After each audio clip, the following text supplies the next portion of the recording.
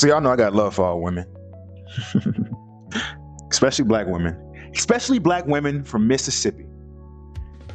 And in today's Mystery of Black History, we highlight Ida B. Wells.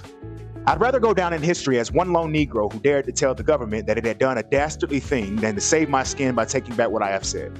I consider it an honor to spend whatever years are necessary in prison as the one member of the race who protested rather than to be with the 11,999,999 Negroes who didn't have to go to prison because they kept their mouths shut.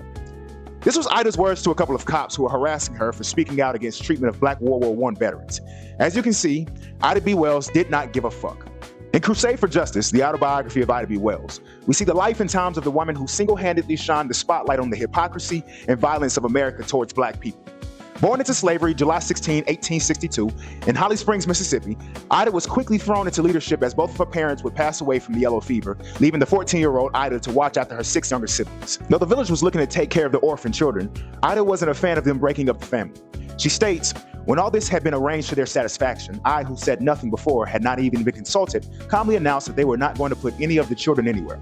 I said that it would make my father and mother turn over in their graves to know their children had been scattered like that, and that we owned the house, and if the Masons would help me find work, I would take care of them." Of course, they scoffed at the idea of a butterfly 14-year-old schoolgirl who had never had to care for herself trying to do what it had taken the combined effort of a father and mother to do. The village and other family members would assist in raising the children along with Ida's discretion. Shortly after, she landed a teaching job in Memphis, which would then turn into a number of journalistic opportunities, as would have an editorial position with the Evening Star and a writer's position with the Living Way. Ida's pen took no prisoners.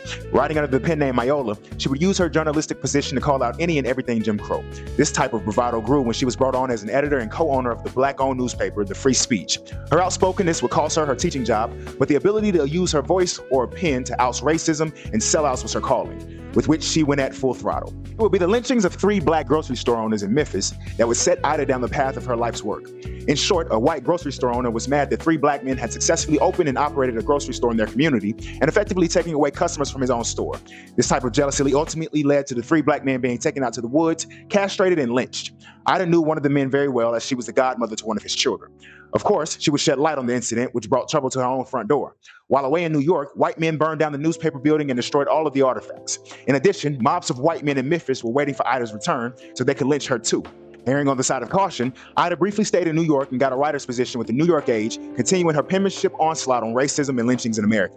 Her work became so profound that it took her overseas, where she could now globally embarrass the United States for their treatment and cruelty to Black America.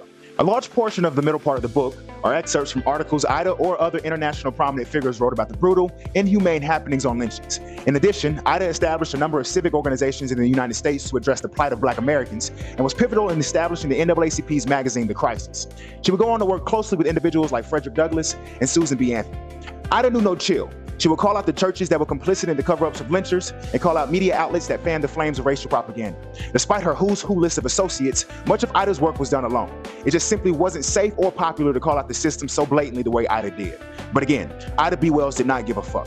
And why should she? No one else had the gall to make such a stand and realize that if she didn't do it, then the stories of well-meaning, good, honest citizens who fell victim to this brutality would simply be an afterthought. She would go on to say, the history of this entire period which reflected glory on the race should be known.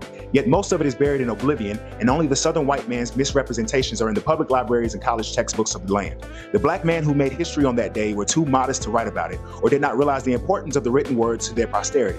And so, because our youth are entitled to the facts of race history which only the participants can give, I am thus led to set forth the facts contained in this volume, which I dedicate to them. Crusade for Justice, the autobiography of Ida B. Wells, the story of a woman who not only made history, but documented it in its most authentic and honest existence. Like if you enjoyed this segment, share if it could benefit others, subscribe for more book-related content. Till then, stay in the book and stay out the way.